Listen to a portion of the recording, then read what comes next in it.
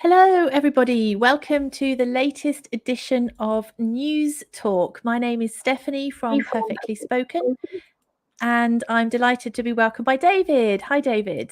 Hi, Stephanie. Hello, everybody, and welcome to, as Stephanie says, this latest edition of News Talk, where we're going to be looking, as always, at three hot topics in the news, and we really want to hear your opinion. So please, when we ask questions, just answer in the chat, and then we'll read them out. Absolutely. This is all about you. We're introducing the topics. We will give you some key vocabulary, but really we want to know, what do you think about these? What's your opinion? Have you heard about these stories before? So as David said, very, very easy to join in and take part. I can see Amelia joining us. Welcome, Amelia. I wonder what our stories are going to be today. Shall we get started? Why not? Okay, so here are the three stories we're discussing today. First of all, we're asking, what's special about China's robotaxis? Have a look at the picture. Do you notice anything, or perhaps do you notice anything missing? There's a bit of a clue there. And in the name, a robo-taxi. And then we're going to be looking at what the latest food is that could be limited in supply. We're having quite a difficult time with food, aren't we, over these past few months? And this is possibly not good news again. And story number three, something completely different. We're talking about ice cream flavors. Now, some really strange ones on the menu here. What do you think they could be? We're talking about new flavors of ice cream that can be bought in London. So, any wild guesses? They're a little bit strange. What do you think they could be? And then we'll be discussing, would you try them? I'm very interested to know David's opinion on that. Let's get started. Okay, so story number one, Robotaxi accelerates China's driverless car dream. So hopefully you noticed that there was in fact no driver in that picture. Now, this is because new rules in the Chinese city of Shenzhen mean that 100 self-driving vehicles can legally hit the roads. They'll have to navigate both people crossing the streets as well as traffic. There are two key points to note here. I'm really interested to know what you think about this. So, the first point is that if an automated vehicle, a driverless vehicle, has a driver behind the wheel, the driver would be liable in an accident. But if it's completely driverless, so there's nobody in the vehicle able to take control, then the owner of the vehicle would be responsible in case of an accident, unless the vehicle is defective. So there's a lot of things to think about there, David. I think it is. And this, of course, is the future, and it's now. Certainly in China, it's coming to the UK very, very soon. And this whole issue of who is responsible, who is liable if there is an accident with a driverless vehicle, I think is a really interesting one. And please, if you have any opinions, would you travel in a driverless car, for example? And who do you think should be responsible, liable, if the car has an accident? And especially if it's your car. I have to say, think I'd still be a little bit nervous about getting in a driverless taxi. Maybe I'm a bit old-fashioned, but I do like the idea of having somebody there, at least able to take control of the vehicle should there be some kind of situation. And I think to be fair to the Chinese, that's what the situation is, isn't it? So at this stage, there is somebody sitting in the passenger seat, but they're not actually driving the car at the moment. So if there is a problem, I suppose they could quickly take control. I can see that Amelia is a lot braver than I am. Amelia would like to travel in a driverless taxi. I think that's great, Amelia. I'm still, as I said, I still think I feel a little bit nervous about it. Perhaps I'm a bit old-fashioned here. Well, you could certainly go to China, where apparently 50,000 rides have been driverless in these taxis. But did you know these aren't that new? And in the United States, they started trialing this in 2014. So, there's a lot of practice and a lot of investment gone into this. And of course, And sorry, Stephanie. And of course, there are very positive reasons why driverless cars are the future. I don't know if you've got any ideas why. why do you think? Please let us know in the chat. Type in your comments. Why do you think driverless cars might be the future? I mean, it is certainly true if we think about it that a lot of modern new vehicles are automated in many ways already. If you think about, for example, parking assist. A lot of cars have parking assist, which enables them to park more or less automatically. There's also automatic emergency braking in a lot of vehicles. So we do already utilize a lot of this automation. That's so true. Well, there's three particular reasons why the future is driverless. One is human error. Apparently, it's us humans that cause 85% to 90% of all accidents. If we remove us, then the error is far, far, far less. Also, these cars drive much more efficiently than we do. So they know how to use fuel and traffic much better, and they accelerate and they brake much more smoothly. And another interesting one is accessibility. So, of course, if you are very old, older people, or disabled people, it gives them independence because they can't drive cars themselves. So, this would be a real, real help for them. I do quite like the idea of just getting in the car and saying, take me to a certain location and not having to worry about the traffic on the route, because obviously the automated car would look ahead and change the route depending on the traffic and then would deal with the parking wherever I got to. That's quite an appealing prospect, I think. It is, but shall we look at the downsides, the Go negative? on then, tell me the downsides. The downside, of course, is apparently there will be lots of more people who will want them, who will use them. So there'll be a lot more More traffic on the traffic. roads. So it'll be a lot slower. And of course, like any IT system, it is open to issues of cybersecurity, of hacking. And, one of the most interesting things for me is how responsibility, depending on the country you're in. So, China, we know what the position is there. In the UK, though, apparently our government is saying it's not the user, it's not the driver or the person sitting in the car who will be responsible, but the insurance company. Well, we do like insurance here in the UK, don't we? I'm Certainly not do. quite sure what the insurance companies would make of that one. Amelia saying she believes in IT. So you're feeling very confident there, Amelia. Yes, yes. And of course, one of the big at the moment, one of the biggest barriers is going to be the cost, because these new vehicles could cost up to $250,000 per car.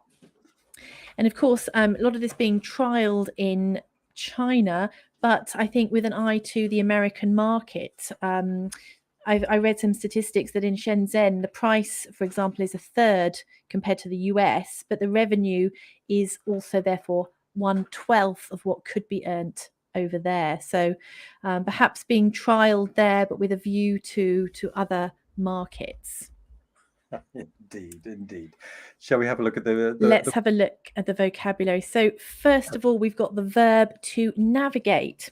I said at the very beginning that these robo-taxis would have to navigate both people and traffic. If you navigate, you move around or you are directed in travel. Yeah, and particularly on water we use, don't we, navigate? Defective, lovely, lovely adjective, isn't it? Defective, it's faulty. It doesn't work properly. And particularly, I think, in terms of mechanical things, do we use it Yes, more? I think mostly in terms of electronic, mechanical things, something is defective, it's not working. And finally, we've got liable. Now, this was the big issue we were talking about, wasn't it? Who would be liable? Who would be legally responsible when, if something goes wrong? So, who's going to take responsibility if there were to be a problem? Yeah, so you to be liable is the verb, and liability is the noun, isn't it? Absolutely. And hello, lots of people joining us. Thank you for sending your wishes to us. Glad you can join us. So we've just been looking at that the first article about the robo taxis in China. So, good moment to join us. Hi, Balvinda and Wilson as well, saying hello. Good moment to join us because we're about to start talking about story number 2. Over to you, David. Yeah, so the food that could be the next in short supply is unfortunately rice. So bad weather, adverse weather across top rice growers, suppliers, particularly in Asia, including markets like India and China, is threatening to reduce the output of the world's most important food staple, which is rice. So, top suppliers in Asia have been hit by bad weather. So, India, the world's top exporter, has been hit by patchy, sporadic rains, while China has seen a heat wave, and Bangladesh has also gone through floods. And all of this has meant a reduction in planting of rice, which could affect next year in particular quite dramatically. Yes, so some more people joining us. Welcome. Thank you for joining us. This is story number 2. We're talking about the possibility of rice being the next food in short supply.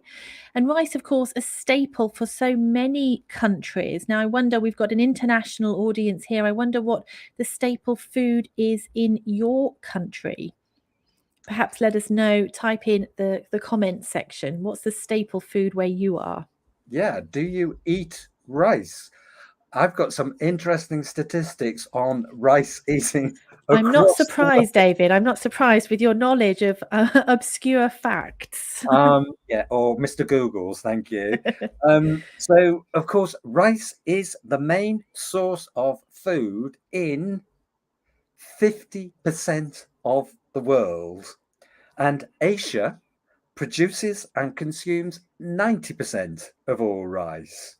Um, Any ideas on which country? I think I've just told you which country eats the most rice, and by contrast, where very little rice is eaten.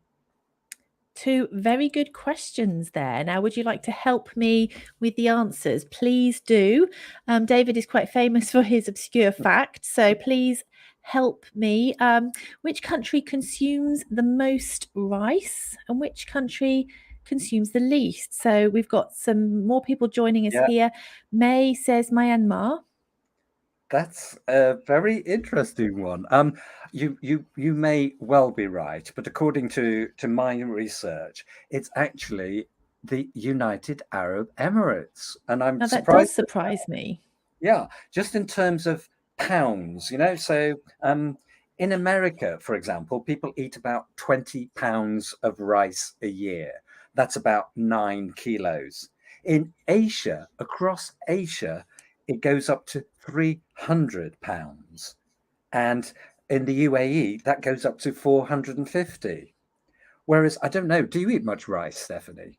Well, I do actually. I do quite like it. So I will eat it several times a week, not every day, but certainly several times a week. I think we're probably similar to because the French apparently they don't eat that much. They only eat about 10 pounds a year, and I think that's probably about what we eat in this country because we I mean, we we tend to be more potato eaters, don't we? well, in fact, we were talking about. Well, I was asking what staple foods, basic key foods, people eat around the world. If we think about different options, there's corn, of course, wheat, Yeah. and as you mentioned, root and tuber crops, which of course potatoes come into. So where are you joining us from? What's the staple food in your country? I think potatoes, probably a pretty good guess here in the UK.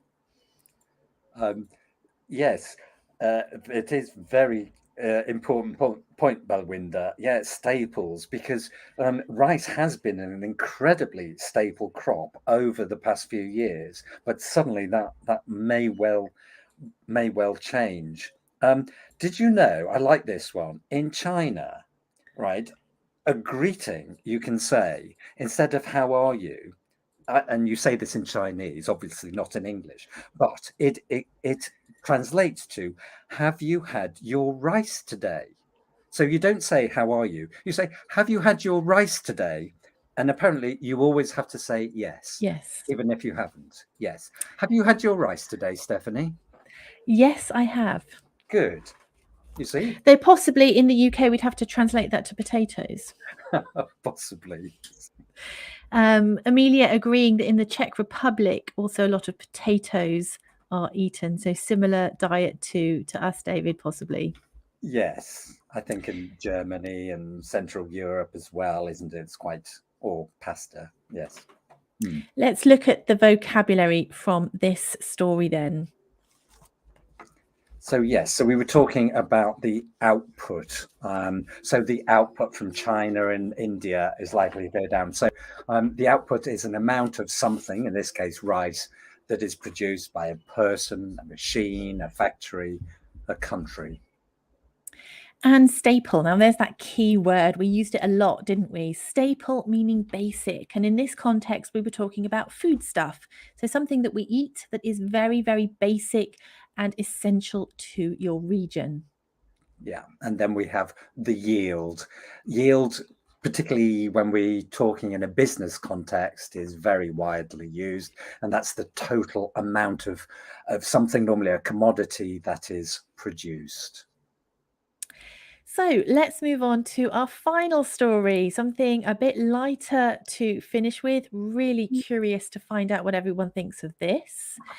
So, this is the story that Londoners, people living in London, have the option to try store cupboard classics. Now, a store cupboard would be the place where you keep food in your kitchen, not the fridge always, the store cupboard, and classics, so essential things you might have in your cupboard.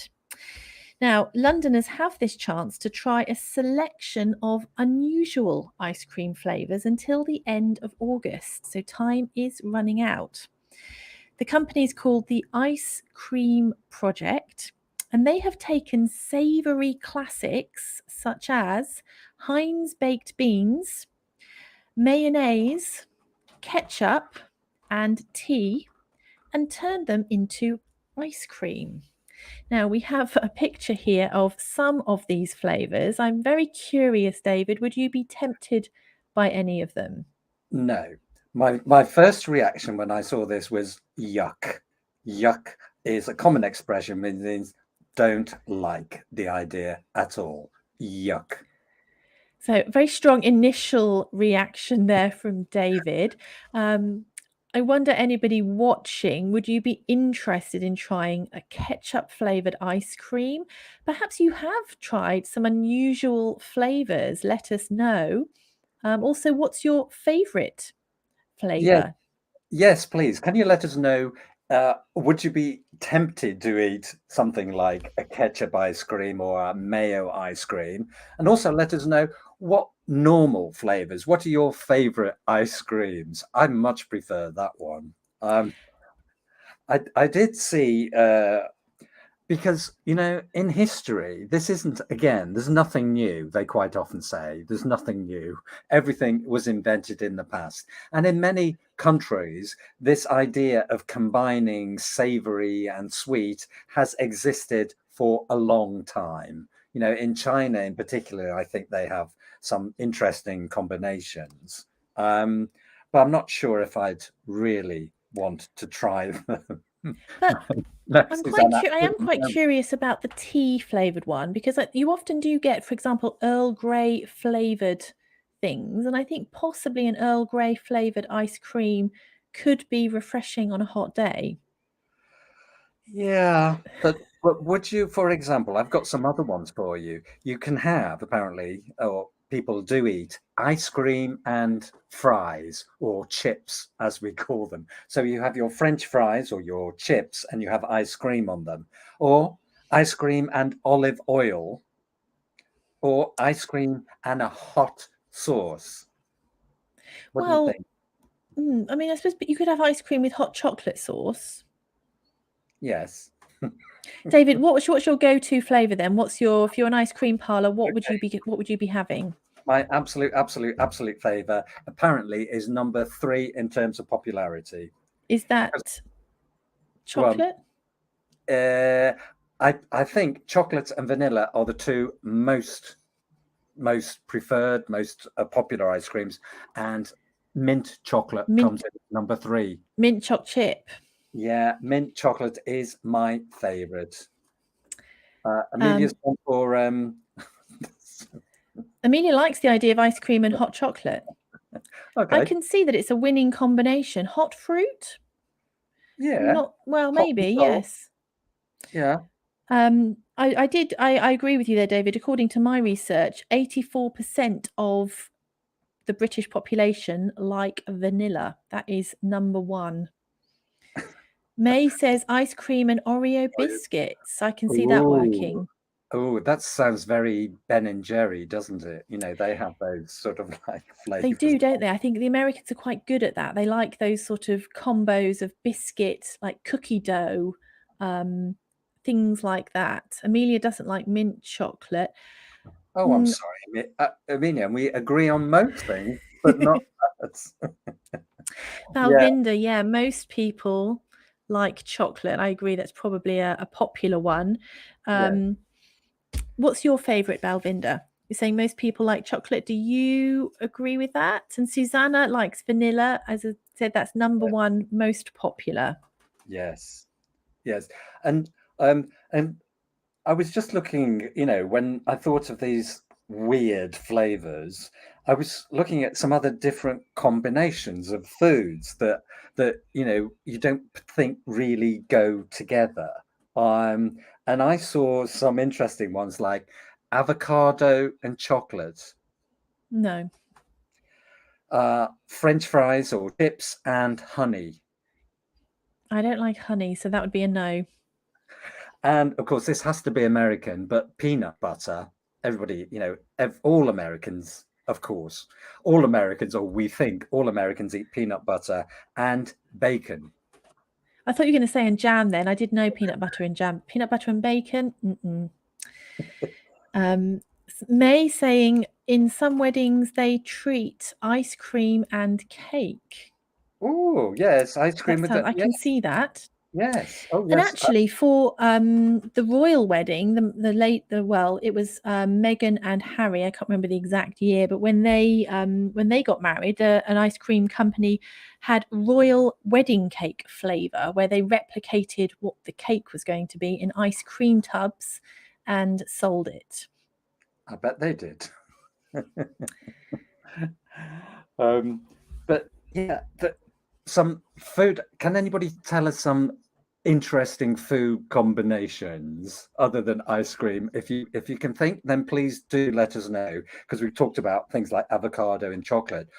Things that do work, I've seen, is like Coca-Cola and chicken, right? Because you can Coca-Cola marinate and chicken. chicken.